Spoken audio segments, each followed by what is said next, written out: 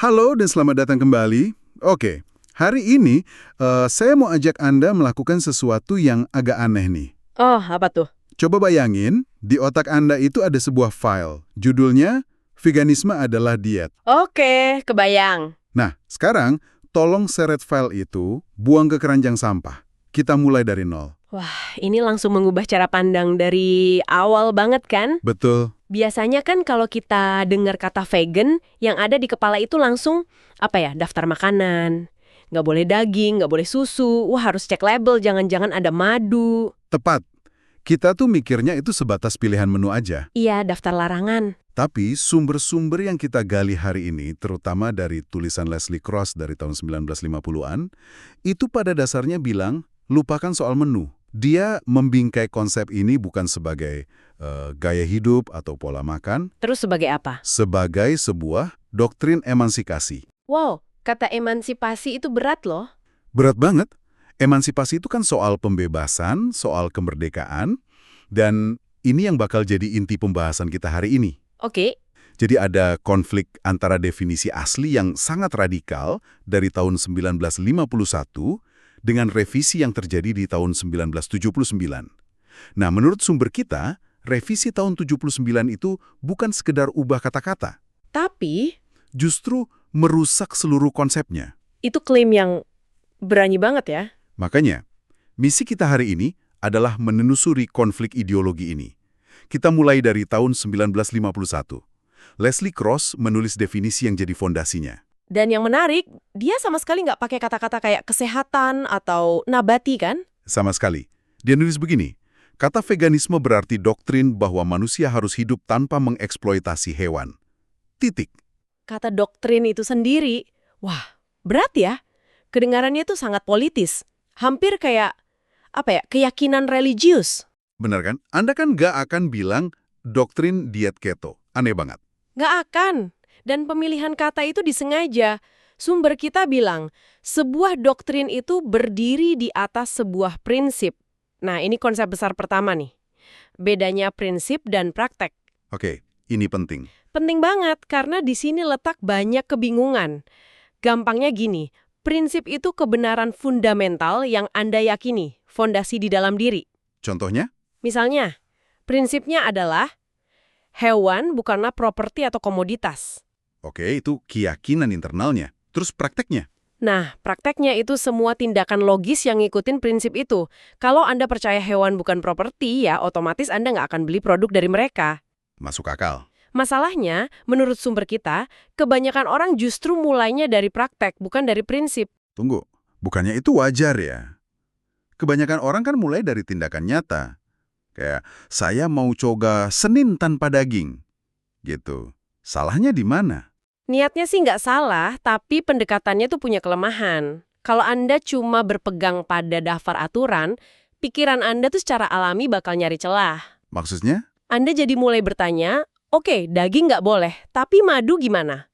Lebah kan cuma serangga, emang ngerasain sakit? Atau, wow, boleh nggak kalau dombanya dicukur baik-baik? Jadi sibuk negosiasi sama aturannya. Oh iya ya. Jadi kalau kita pegang teguh prinsipnya bahwa hewan bukan sumber daya untuk kita, pertanyaan-pertanyaan tadi jadi nggak relevan lagi. Tepat sekali. Pertanyaannya bukan lagi, apakah dombanya disakiti? Tapi jadi, apakah saya berhak mandang domba ini sebagai pabrik wol berjalan? Kalau prinsipnya udah kokoh, jawabannya otomatis tidak. Domba itu individu, bukan mesin produksi. Sumber, kita pakai analogi yang kuat banget buat ngejelasin ini. Agak berat sih, tapi jadi jelas banget. Analogi perbudakan manusia. Betul. Dan secara logika, ini kuat banget. Anda nggak bisa bilang, saya menentang perbudakan, tapi cuma di hari kerja aja. Iya juga ya. Atau, saya percaya manusia bukan properti, tapi saya punya satu budak buat bantu angkat barang. Saat Anda bilang gitu, artinya Anda nggak benar-benar pegang prinsipnya. Itu cuma preferensi jadinya. Tepat. Jadi, menurut Cross, veganisme itu penolakan mutlak. Nggak ada abu-abu dalam hubungan tuan budak antara manusia dan hewan. Oke, saya mulai paham kenapa ini disebut doktrin. Ini ngebawa kita ke bagian yang paling mengejutkan dari sumber-sumber ini. Jujur saya harus baca 2 kali. Ah, Saya tahu yang Anda maksud. Bagian yang memutarbalikkan asumsi paling dasar soal veganisme, kan? Betul, sumber ini mengklaim bahwa veganism, dan ini kedengarannya gila, sebenarnya bukan tentang tidak membunuh hewan. Nah, ini kan aneh banget. Bukannya itu intinya. Itu yang saya pikir. Tapi cross-spesifik banget. Intinya adalah tidak mengeksploitasi atau tidak menggunakan. Mari kita bedah ide ini, karena ini sangat kontraintuitif. Orang pasti mikir, loh, membunuh kan bentuk eksploitasi paling puncak. Seringkali iya, tapi nggak selalu. Oke, gimana tuh? Sumber kita kasih contoh klasik, ayam peliharaan di halaman belakang. Oke, skenarionya gini. Anda punya halaman, Anda pelihara beberapa ayam. Dirawat baik-baik, dikasih makan organik, bahkan punya nama. Anda nggak akan pernah menyembelihnya. Sama sekali. Anda cuma makan telur yang dihasilkannya setiap hari. Nah, menurut doktrin Cross, tindakan ini bukan vegan. Tepat. Meskipun nggak ada satupun ayam yang mati atau bahkan terluka, Kenapa? karena hubungan yang terjalin itu hubungan kepemilikan. Anda memposisikan diri sebagai tuan dan ayam sebagai? Sumber daya. Anda mengambil hasil sistem reproduksi makhluk lain untuk keuntungan Anda. Hubungannya tetap tuan komoditas. Betul. Tunggu. Ini yang bikin saya mikir keras nih. Jadi, secara etis ya, menurut doktrin ini, lebih baik saya nggak sengaja nabrak rusa di jalan pakai mobil, daripada saya dengan, penuh kasih sayang miara ayam, dan cuma makan telurnya. Gitu. Itu kan, secara naluri, rasanya salah. Hasil akhirnya kan lebih buruk buat si rusa, dia mati. Pertanyaan Anda itu tepat sekali. Dan disinilah letak pergeseran pemikiran yang paling fundamental. Doktrin ini nggak fokus pada hasil akhir apakah hewannya mati atau enggak. Tapi fokusnya ke Niat dan hubungan. Apakah saya sengaja menggunakannya? Saat Anda nabrak rusa, itu sebuah tragedi. Nggak ada niat buat eksploitasi rusa itu kerugian yang tidak disengaja. sedangkan telur ayam tadi. Itu adalah hasil dari penggunaan instrumental yang disengaja. Anda secara sadar menjadikan ayam itu instrumen, alat untuk menghasilkan makanan buat Anda. Jadi, ya, menurut logika doktrin ini, tragedi tabrakan itu, walaupun hasilnya mengerikan, bukan pelanggaran prinsip veganisme. Bener. Sedangkan memelihara ayam untuk telurnya, walaupun kelihatannya damai, adalah sebuah pelanggaran. Wow, ini benar-benar menggeser tiang gawang ya. Fokusnya bukan pada penderitaan, tapi pada status. Betul. Contoh lain yang disebut itu menunggang kuda. Kudanya mungkin dirawat baik banget, sehat, tapi saat Anda menungganginya, Anda menggunakan makhluk itu sebagai alat transportasi. Anda mengubah seseorang menjadi sesuatu. Dan itulah inti yang ditentang oleh doktrin ini. Benar, dan ini mengarahkan kita pada titik balik krusial. Setelah Leslie Cross meninggal di tahun 1979, The Vegan Society memperbaharui definisinya. Mereka menambahkan satu frasa kecil yang, menurut sumber kita, mengubah segalanya. Nah, frasa ini yang pasti familiar. Sejauh mungkin dan dapat dipraktekan. As far as is possible and practicable. Jujur ya, waktu pertama kali saya baca ini, reaksi saya, ya masuk akal. Kita kan hidup di dunia yang nggak ideal. Nggak mungkin 100% murni. Kenapa sumber kita nyebut ini bencana? Dramatis banget kedengarannya. Memang kedengaran dramatis, sampai kita analisis dampaknya. Argumennya gini, dengan nambahin frasa, mungkin dan dapat dipraktekkan, Anda mengubah sebuah prinsip moral yang absolut. Yang hitam putih. Menjadi soal kenyamanan yang subjektif dan abu-abu. Tapi bukannya itu cuma mengakui realita aja, bahwa kesempurnaan itu mustahil. Masalah utamanya ada di kata dapat dipraktekkan. Kata itu kayak pintu jebakan, karena subjektif banget. Contohnya gimana? Oke, bagi seseorang, berhenti makan keju itu tidak praktis karena pizza terenak di kotanya belum ada versi vegannya. Haha, oke, saya ngerti. Bagi orang lain, baca setiap label bahan di supermarket itu tidak praktis karena mereka sibuk. Kata itu jadi alasan bagi setiap orang untuk narik garis batas dimanapun mereka merasa nyaman. Oh, oke. Jadi, ini fokusnya jadi geser ya? Geser total. Dari yang tadinya soal hak si korbannya, hewannya, sekarang jadi soal, kesulitan si pelakunya, manusia. Tepat. Pembicaraannya jadi tentang seberapa sulit ini buat saya, bukan lagi tentang apakah hewan punya hak untuk tidak dijadikan properti. Coba kita kembali ke analogi hak asasi tadi. Silakan. Kita nggak akan pernah terima undang-undang yang bunyinya Anda dilarang memperbudak orang lain sejauh mungkin dan dapat dipraktekkan. Jelas tidak akan. Kualifikasi kayak gitu merusak seluruh prinsip dasarnya. Ini nyambung langsung dengan argumen tandingan yang paling sering saya lihat. Argumen kematian saat panen. Ya. Argumen klasik. Kalimat andalannya kan, oh, kamu pikir kamu suci. Tahu yang kamu makan itu panennya pakai mesin pemburu tikus. Kamu juga membunuh hewan, skakmat. Haha, iya. Seolah-olah bilang, karena semua orang menyebabkan kerusakan, maka nggak ada tindakan yang lebih baik atau lebih buruk. Tapi sumber kita membahas ini dan cara mereka mematahkannya cerdas banget. Gimana caranya? Dengan kembali ke perbedaan antara kerugian yang tidak disengaja dan penggunaan yang disengaja. Analogi yang dipakai itu analogi ruang sidang.